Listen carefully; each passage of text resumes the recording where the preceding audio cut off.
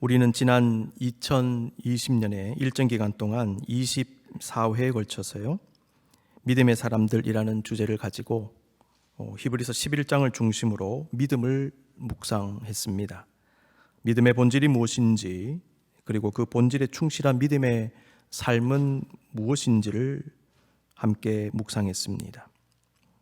아울러 믿음의 사람들이 가진 다양한 문제들을 들여다보면서 하나님께서 연약한 그들을 어떻게 치유하셨고 어떻게 위대한 하나님의 일꾼으로 사용하셨는지에 대해서 말씀을 나누면서 우리 자신에게 적용했습니다. 이번 주일부터 당분간 계속해서 믿음의 사람들이라는 큰 주제를 가지고 성경에 기록된 인물들을 묵상하기 원합니다. 특히 그들의 내면의 문제와 상처 등에 집중하면서 하나님께서 그들을 어떻게 만지셨는지, 그리고 그들의 삶이 어떻게 바뀌었는지에 초점을 두기 원합니다. 성경에는 대단하게 보이는 영적 거목들이 많이 등장합니다. 그런데 말씀드린 대로 그들 중에 문제가 없었던 사람은 한 사람도 없습니다. 특히 내면의 상처와 아픔이 없는 사람은 없었습니다. 사실 우리 모두가 문제투성입니다. 사람마다 정도의 차이가 분명히 있겠지만 우리 가운데 이러저러한 육체적인, 정신적인, 정서적인, 심리적인 문제와 상처가 없는 사람은 없을 것입니다. 그런데 중요한 것은 하나님은 그러한 연약함을 가진 성경의 인물들을 만나시고 치유하심으로 새롭게 하셨고 그들을 통하여 공동체를 세우시고 역사를 바꾸셨다는 것이지요. 지금 우리에게도 이러한 하나님의 역사가 계속되고 있습니다. 오늘은 지난 시간에 이어서 베드로를 계속 묵상하기를 원합니다. 예수님의 수제자요 초기 교회의 핵심 지도자였던 베드로는 매우 독특한 캐릭터를 가진 사람이었습니다. 아마도 베드로는 여러 가지 측면에서 볼 때 12제자들 가운데 가장 다이나믹한 인물이 아닌가, 또 가장 다양한 면모를 지닌 사람이 아니었던가, 이렇게 생각이 됩니다. 애니어그램이라는 것을 아시는지요? 애니어그램, 이 심리학에서 사용하는 것인데요, 사람의 성격을 9가지로 분류하는 성격 유형 지표입니다. 애니어그램이라는 것은 아홉이라는 뜻의 그리스어 애니어, 이 영어로 애니어인데 그 원문을 보면 에네아 이렇게 발음할 수 있겠죠. 에네아, 헬라어로요. 그리고 그림이라는 뜻의 그라모스라는 말이 합쳐진 것인데요, 9가지로 이루어진 인간 성격 유형과 그 유형들의 연관성을 기하학적 도형으로 나타낸 겁니다. 애니어그램 상징은 약 2500년 전에 고대 어느 시점에서 만들어진 것으로 보고요, 인간의 성격 유형을 9가지로 분석하는 것은 적어도 AD 4세기 이전으로 봅니다. 따라서 애니어그램은 적어도 2000년이 넘는 인간 유형 분석 자료다, 이렇게 말할 수 있겠습니다. 상담 심리 전문가들은요, 베드로를 분석하면서 이 애니어그램 가운데 6번에 해당하는 충성가에 해당한다, 이렇게 분석을 하는데요, 그림 다시 한번 보여주시겠습니까? 애니어그램 1번부터 9번까지 한번 살펴보지요. 1번 개혁가, 2번 조력가, 3번 성취자, 4번 예술가, 5번 사색가, 6번 충성가, 7번 낙천가, 8번 지도자, 9번 조정자. 저와 여러분이 여기에 어느 파트에 반드시 소속되어 있습니다. 그런데 9개 유형으로만 나눌 수 있는 건 아니고요, 더 많습니다. 그런데 9개 유형이 하나의 그 창이 되어서 그 속에 들어가서 좀 더 다양하게 이렇게 보게 하는 그런 작용을 합니다. 어쨌든 간에 전문가들은요, 베드로를 분석할 때 6번에 해당한다, 이렇게 분석하는 분들이 많습니다. 로열리스트, 충성가. 충성가 유형의 사람의 특징을 말씀드리면요, 책임감이 강하고 안전을 추구하는 유형, 친구나 자기가 믿는 신념에 가장 충실한 사람으로 봅니다. 전통이나 단체에 강한 충성심을 갖고 있고요, 공동체에 대한 헌신이 대단합니다. 이런 분들은 신중하고 거짓말을 잘 하지 않고요, 협조적이고 조화를 이룰 줄 알고 믿음직스러운 면이 있습니다. 아울러 상대에게 호감을 주는 유형입니다. 그리고 책임감 있다, 성실하다, 충성스럽고 믿을만하다와 같은 종류의 말을 들을 때 굉장히 만족감을 느끼는 그런 유형입니다. 이들은 여러모로 건강할 때, 건강한 마음, 건강한 정신이 있을 때 사슴처럼 위험에 대비한 경계태세를 취하고 집단으로부터 활력을 이끌어내는 경향이 나타나고요. 고난 가운데서도 살아남을 수 있는 능력을 갖추고 있답니다. 그런데 여러 가지 면에서 건강하지 않는 상태에 있을 때는 산토끼처럼 겁을 내고 도망가는 경향도 보입니다. 그 이유는 충성과 유행의 사람은 안전하지 못한 것에 대해 두려움을 가지기 때문이랍니다. 그런데 이들은 아이러니하게도 궁지에 몰렸을 때는 늑대처럼 공격적 성향이 나타나기도 합니다. 그래서 두려움을 느끼면서도 그것에 대처하는 과정에서 무모한 어떤 도전이 나타나기도 한답니다. 이들은 외부의 위협을 피해서 내면으로 도망치기도 하고 동시에 내면의 두려움을 피하기 위해서 바깥으로 도망치는 현상도 보인다는 거예요. 바깥으로 도망치려고 하는 과정에서 무모한 어떤 행동이 나온다는 거죠. 성경에 기록된 이 베드로의 모습을 가만히 들여다보면 그를 충성과 유행의 사람으로 분류한 전문가들의 이 분석이 상당히 설득력 있다라는 것을 알게 됩니다. 몇 가지 소개해 드리겠습니다. 첫 번째, 베드로는 충성을 맹세했지만 이내 배신한 사람이죠. 충성했는데 배신합니다. 예수님 오늘 본문 마가복음 14장에서 제자들과 마지막 유월절 만찬을 가지신 후에 제자들이 자기를 버릴 것이다 이렇게 말씀하셨습니다. 27절 말씀, 예수께서 제자들에게 이르시되 너희가 다 나를 버리리라. 이는 기록된 바 내가 목자를 치리니 양들이 흩어지리라 하였음이니라. 스가랴 13장 7절을 인용하셨습니다. 그러자 베드로는 다 버릴지라도 나는 그리하지 않겠나이다 이렇게 얘기합니다. 그때 예수님은 내가 진실로 내게 이르노니 오늘 이 밤 닭이 2번 울기 전에 네가 3번 나를 부인하리라 이렇게 말씀하시지요. 베드로는 한 번 더 말합니다. 그리고 강한 충성을 보입니다. 31절 베드로가 힘있게 말하되, 이 중요합니다. 내가 주와 함께 죽을지언정 주를 부인하지 않겠나이다 하고 모든 제자도 이와 같이 말하니라. 주와 함께 죽을지언정 주를 부인하지 않겠나이다 라는 말은요, 충성가로서의 베드로의 성향을 알게 해요. 그럼에도 불구하고 베드로는 예수님께서 체포되셔서 대제사장의 집에서 신문 받고 계실 때 예수님의 예언대로 3번이나 주님을 부인하고 말았습니다. 누구보다도 당당하게 충성을 맹세한 베드로였지만은 예수님께서 신문을 받는 현장에서 자신도 잡혀갈 수 있다는 생각에 산토끼처럼 두려워 떨며 예수님을 배신했습니다. 베드로의 부인과 배신을 곰곰이 한번 생각해 보십시다. 그는 주님께는 배신을 한 것이지요. 그런데요, 사람들에게는 거짓말한 거죠. 베드로의 배신 속에 뭐가 들어있는지 한번 보십시오. 거짓이 들어있어요. 너 예수 알잖아 물었죠. 아니다, 난 예수 모른다. 이 거짓말 아닙니까? 여러분, 베드로가 왜 거짓말했을까요? 충성과 유행의 사람이 가지는 두려움은요, 그들이 추구하는 안정감과 연결되어 있습니다. 이들은 안정감에 대한 욕구가 있는데 그것을 이루지 못할 때 두려움을 가집니다. 사람들이 베드로에게 너도 나사렛 예수와 함께 있지 않았냐고 다그치자 두려움 가운데 체포되지 않으려고 거짓말한 것이고, 그 거짓말은 예수님께는 배신 행위였습니다. 예수님께는 배신, 사람들에게는 거짓말. 여러분, 많은 경우에 배신과 거짓은요 함께 갑니다. 베드로의 경우가 증명합니다. 아울러 이 부분에서 우리는요 두려움과 거짓의 관계도 보게 돼요. 왜 거짓말할까? 두려웠기 때문입니다. 그의 두려움은요 충성가들이 가지는 두려움을 생각해 보게 합니다. 여러분, 성도에게 두려움은 내면의 적입니다.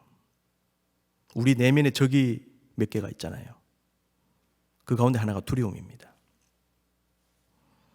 두려움은 우리에게 여러 가지 부정적인 작용을 하지요. 베드로의 모습을 통해서 알 수 있는 것은요, 두려움은 하나님을 향한 우리의 믿음과 신뢰 그리고 신실함에 금이 가게 한다는 것, 그리고 우리를 거짓에 빠지게 할 수도 있다는 겁니다. 두려움 때문에. 두려움을 가지는 사람은 베드로처럼 거짓말하는 경향이 나타납니다. 그 이유는 실수로 인한 꾸중과 질책과 불이익과 손해 등을 피하기 위해서입니다.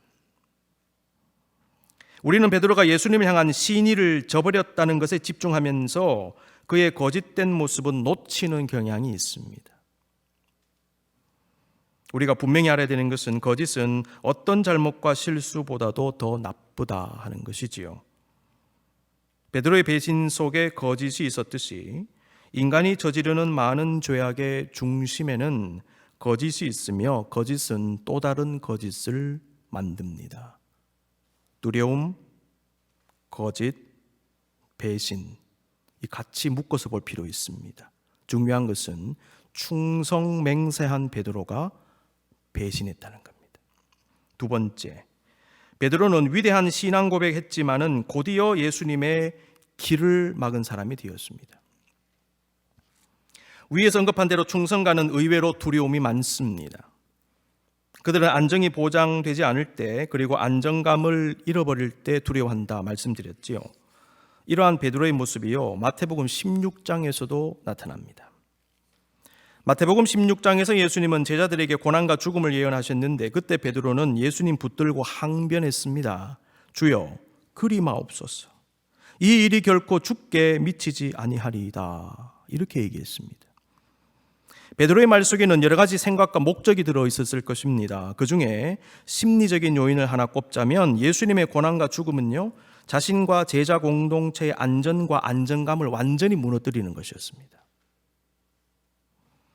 그 순간 베드로가 두려움에 휩싸였다, 이렇게 볼 수 있겠죠. 예수님 베드로에게 사탄아 내 뒤로 물러가라, 너는 나를 넘어지게 하는 자로다. 네가 하나님의 일을 생각하지 아니하고 도리어 사람의 일을 생각하는도다 라고 하시며 강하게 질책하셨습니다. 그런데 우리가 주목해야 될 부분은요, 베드로의 항변은 신앙 고백 이후에 나왔다는 겁니다. 위대한 신앙 고백, 그 이후에 예수님 길을 붙잡는 사람의 행동이 나왔다는 것입니다. 베드로는 너희는 나를 누구라 하느냐라고 하는 예수님의 질문에 주는 그리스도시요 살아계신 하나님의 아들이시니다 라고 하는 위대한 신앙 고백을 내어놓았습니다. 그런데도 그는 십자가의 고난과 죽음을 통해 인류의 구원을 이루고자 하시는 예수님의 길을 막아서는 사람이 되었습니다. 예수님을 향한 신앙 고백한 사람입니다. 동시에 예수님 길 막은 사람이 됐다는 거예요. 이 양면적이죠. 이 사건도 베드로가 어떤 사람인지를 우리에게 보여줍니다. 세 번째, 베드로는 믿음으로 물 위를 걸었지만은 얼마 지나지 않아 의심과 두려움으로 물에 빠진 사람이 되었습니다. 베드로는 믿음으로 과감하게 물 위에 발을 내디딘 사람이었습니다. 그 어떤 제자도 이런 행동을 한 사람이 없습니다. 하지만 바람과 물을 보는 순간 두려움에 빠져 스스로 무너지고 말았습니다. 여러분, 물에 빠지는 모습은요, 그의 내면이 무너지는 모습을 형상화한다라고도 볼 수 있겠습니다. 여러분, 믿음이 무너지면 내면이 무너집니다. 내면이 무너지는 것은요, 물에 빠지는 것과 같아요. 여러분, 한번 마음이 무너질 때요, 사람이 물에 빠지는 것처럼 무너집니다. 두려움은 우리의 믿음을 흔들고 믿음이 흔들리면 그 두려움이 우리를 더 강하게 장악할 것입니다. 그때 우리는 물에 빠지듯 무너집니다. 베드로는 물과 바람이라는 위협 앞에 내면으로 도망가고 숨다가 무너져 버렸어요. 물 위를 걸은 베드로, 물에 빠진 베드로, 두 가지 모습이죠. 네 번째, 베드로는 쉽게 두려워하기도 했지만은 무모하게 덤비기도 한 사람입니다. 충성과 유행에 속한 사람의 특징 중에 하나는요, 산토끼 같이 겁을 먹기도 하지만은 궁지에 몰리면 늑대처럼 덤빈다 말씀드렸죠. 성경에 증거 구절이 나옵니다. 예수님께서 겟세마네 동산에서 체포되실 때입니다. 베드로는 대제사장을 비롯한 종교 지도자들이 보낸 무리들이 예수님을 무력으로 체포하려고 할 때 극도로 흥분한 상태에서 칼을 뽑아 휘두르며 저항하다가 대제사장의 종인 말고라는 사람이 귀를 베어버렸어요. 공간복음 보니까요, 베드로 이름이 나타나지 않습니다. 그들 중 하나가 이렇게 되어 있어요. 근데 요한복음 보니까요, 요한은 베드로 이름을 공개해 버렸습니다. 베드로가 그랬다라는 거죠. 충성가 베드로는 예수님 지키기 위해서 극렬하게 저항합니다. 그렇게 겁 많은 사람이, 산토끼 같은 사람이 궁지에 몰리니까 늑대가 돼버린 거예요. 그리고 무모하게 칼을 휘둘렀습니다. 이게 바로 충성가 베드로의 모습입니다. 자, 성경에 기록된 이러한 베드로의 모습을 정리해 보면 그는 서로 반대되는 양면성을 가진 인물인데 그 양면성의 갭이 굉장히 큰 인물로 보여집니다. 충성을 맹세했지만은 3번이나 부인한 베드로, 위대한 신앙 고백 이후에 예수님 길을 막아선 베드로, 물 위를 걸었지만은 인에 빠져버린 베드로, 두려움 가득했지만은 어디서 그런 용기가 났는지 칼을 빼들고 휘두른 베드로. 이것이 바로 베드로입니다. 충성가 베드로. 베드로는 자기가 품고 있는 서로 반대되는 속성 사이를 왔다 갔다 하는 모습을 보였습니다. 베드로는 자신이 가진 양면의 경계선 위에 서 있었던 것입니다. 베드로는 그 경계선에서 방황하며 어떤 때는 부정적인 모습에 빠져들었고 어떤 때는 긍정적인 모습으로 나아갔습니다. 우리 역시 다양한 종류의 경계선에 지금 서 있습니다. 나의 성향, 기질, 인격, 영성의 경계선, 유혹과 영적 승리의 경계선, 약점과 강점의 경계선, 거짓과 진실, 배신과 충성, 상승과 하강, 그리고 진보와 퇴보의 경계선에 서 있습니다. 성도는 늘 앞으로 전진하느냐 아니면 뒤로 후퇴하느냐, 계속 성숙하느냐 다시 미성숙에 빠지느냐의 갈림길에 서 있습니다. 우리는 팬데믹 같은 혼란의 상황에서는요, 더더욱 흔들리지 않기 위해 주의해야 됩니다. 혼돈의 상황에서는 자칫 잘못하면 영적으로 추락할 수 있기 때문입니다. 여러분이요, 조심하십시오. 우리는 베드로와 제자들의 이 추락의 모습, 그리고 다양하게 나타나는 하나님의 사람들의 퇴보, 실패, 침체의 현상을 보면서 우리는 그러한 상황에 빠지지 않기 위해 노력해야 한다는 것입니다. 저와 여러분은 지금 나의 경계선 위에서 어디로 기울어지고 있습니까? 여러분은 어디로 발걸음을 옮기고 계십니까? 우리는 베드로의 문제를 해결하신 주님을 기억해야 됩니다. 부활하신 예수님은 경계선에 서서 방황하는 베드로와 함께 하셨고 그의 손을 잡아 이끄셨습니다. 주님은 베드로를 사랑으로 용서하시고 다시 끌어안으심으로 죄와 성결의 경계선, 배신과 충성의 경계선, 거짓과 진실의 경계선을 넘게 하셨습니다. 예수님은 절망 가운데 사명을 포기하고 물고기 잡는 어부로 돌아가 버린 베드로로 하여금 다시 사람 낚는 어부의 자리로 돌아오게 하신 것이지요. 인생의 경계선을 다시 넘게 하셨습니다. 이러한 주님의 도우심은 사실 공생의 기간 동안 계속되었습니다. 예수님은 물 위를 걷다가 빠져버린 베드로의 손을 잡아 끌어올려 주셨지 않습니까? 불신의 물, 두려움의 물, 실패의 물에서 믿음과 용기와 승리의 물 밖으로 끌어내 주신 거예요. 믿음을 고백했다가 금세 예수님의 길을 막아선 베드로를 강하게 꾸짖으셨습니다. 주님은 때때로 우리를 꾸짖으십니다. 너 거기서 나오라는 거죠. 예수님을 3번이나 부인한 베드로를 부활 후에 다시 찾아가셔서 치유하시고 회복하신 예수님, 이 모든 것이 손을 잡아 다시 넘어가야 할 곳으로 넘어가게 하신 주님의 모습입니다. 예수님은 승천 후에 성령님으로 다시 오셔서 베드로를 그의 생명이 다하는 날까지 붙잡으시고 끊임없이 경계선을 넘게 하셨습니다. 그 결과 베드로의 약점보다는 강점이 힘을 발휘하기 시작합니다. 부정적 감정, 두려움, 의심은 가라앉고 긍정과 기쁨의 마음, 담대한 마음, 믿음과 신뢰가 그의 마음을 채웁니다. 여러분, 부정적 생각, 두려움, 의심이 완전히 사라질까요? 그렇잖아요. 가라앉습니다. 힘을 발휘하지 못하게 되는 것입니다. 이게 중요한 겁니다. 뭐가 힘을 발휘하는가, 이게 중요한 것이죠. 긍정적인 면, 선한 면이 힘을 발휘하고 악한 면이 힘을 발휘하지 못하게 되어야 된다는 것입니다. 사라지진 않을 것입니다. 잘못된 것이 힘을 발휘하지 못하게 해야 합니다. 베드로에게 선한 것들이 힘을 발휘하게 되는 역사가 일어났다는 것입니다. 3번이나 배신했던 베드로는 십자가에 거꾸로 달려서 순교할 만큼 그 누구보다도 신실하고 충성스러운 종으로 생을 마감하게 되었습니다. 다 버릴지라도 나는 그리하지 않겠나이다 라고 했던 그의 말이 결국에는 실현이 된 것입니다. 그 이유는 주님과 함께 넘어야 할 경계선을 넘었기 때문입니다. 여러분, 키덜트라는 말을 아시는가요? 키덜트, 새로 나온 말인데요. 키드, 우리 아이죠. 이 단어와 어덜트, 어른이란 말이 합쳐진 것입니다. 키덜트. 20대, 30대 혹은 그 이상의 나이의 성인임에도 불구하고 여전히 아이 같은 분위기와 감성을 간직하고 추구하는 어른을 키덜트라고 얘기합니다.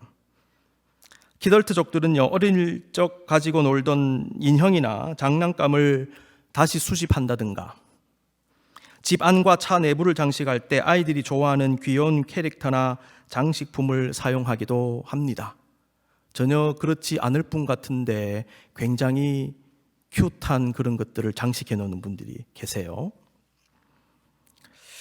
어떤 경우에는 어른 옷은 차마 입기가 부담스러운 아이스러운 옷을 차마 자기는 못 입고 인형에 입혀보기도 한답니다. 근데 어떤 분들은 자기가 직접 입으시기도 하지요.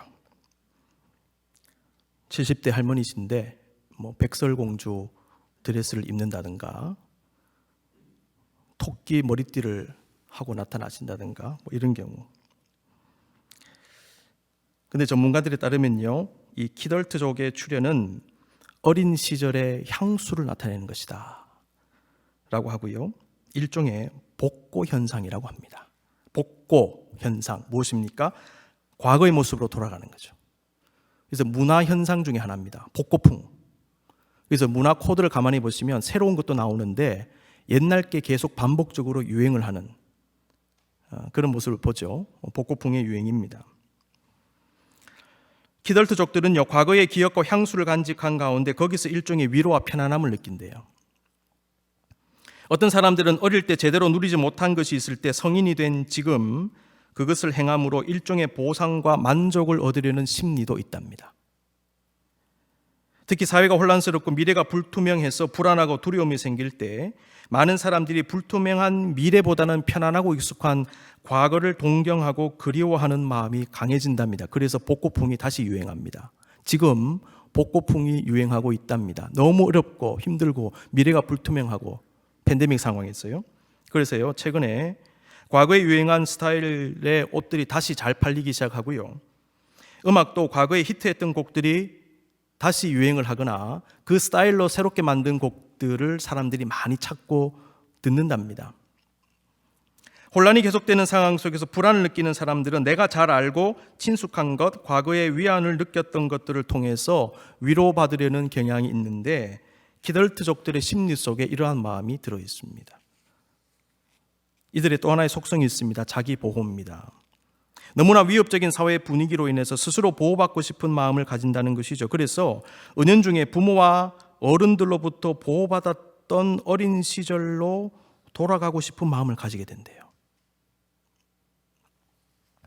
이러한 키덜트족의 성향을 무조건 부정적으로 볼 필요는 없을 것입니다. 왜냐하면 과거의 것을 통해서 위로와 충족을 받는데 이것이 일종의 힐링이 되기 때문에, 그리고 그것을 바탕으로 미래로 나갈 수 있기 때문입니다. 문제가 뭐냐 하면 그것이 지나칠 경우에 과거에만 매여서 앞으로 나가지 못하는 상황이 일어날 수도 있다는 것이죠. 몸은 미래로 가야 되고 시간은 흐르는데 마음이 못 나가게 한다는 것입니다. 계속 과거에 매여 있는 거죠. 과거는 우리로 하여금 미래로 나가게 합니다. 그러나 때때로 과거가 우리의 발목을 잡고 미래로 나아가지 못하게 할 수도 있습니다. 시간은 미래로 흐릅니다. 우리는 미래로 나아가는 삶, 역경을 뚫고 보다 성숙하고 보다 나은 모습으로 살아내어야 합니다. 그런데 우리의 마음이 두려움 가운데 과거에 매여 있을 경우 우리는 오늘의 삶 그리고 내일의 삶에 실패할 수 있습니다. 그러므로 우리는 시간의 경계선, 상처의 경계선, 문제와 실수와 죄와 허물의 경계선, 심지어 나의 성격과 성향의 경계선을 넘어야 하는 것입니다. 부활하신 주님은 베드로의 생명이 다하는 그날까지 연약한 그의 손을 잡고 넘어야 할 인생의 경계선을 넘게 하심으로 위대한 하나님의 종으로 만들어 가셨습니다. 사랑하는 성도 여러분, 경계선에 서서 방황했던 베드로의 모습, 양면을 왔다 갔다 한 그의 이중적인 모습은 저와 여러분의 모습입니다. 우리 역시 나 자신의 경계선에 지금 서 있지 않습니까? 베드로를 찾아가셔서 그의 손을 잡으신 주님은 우리의 손도 잡아주십니다. 그리고 우리로 하여금 뒤로가 아니라 앞으로 가게 하십니다. 추락하지 않고 올라가게 하시고요. 넘어졌다면 다시 일어나게 하십니다. 두려움과 절망으로 가득한 마음을 용기와 소망으로 바꾸어 주시고 거짓을 버리고 진실을 회복하게 하시며 부인과 배신의 자리가 아니라 진정한 충성과 신실함의 자리에 다시 서게 하십니다. 주님은 지금도 거친 인생길 위를 걸어가는 우리의 손을 잡고 이끌어 가십니다. 눈을 한번 감으실까요? 말씀드린 베드로의 모습을 한번 떠올려 보십시오. 그 베드로의 모습 속에 우리 자신이 들어 있습니다. 충성을 맹세했지만 배신해버린 베드로, 신앙을 그렇게 고백했지만 예수님의 길을 막아선 베드로, 물 위를 걸었지만 이내 빠져버렸던 베드로, 산토끼처럼 두려워하는 베드로, 늑대처럼 저항하는 베드로, 경계선 위에 서 있었던 베드로는 저와 여러분입니다. 여러분 어디로 가시겠습니까? 어느 면으로 여러분 발걸음을 옮기시겠습니까? 인생의 경계선을 넘으십시오. 문제의 경계선을 넘으십시다. 주님이 우리의 손을 잡고 이끌어 주십니다. 이 시간 주님의 은총을 구하며 잠시 기도하겠습니다.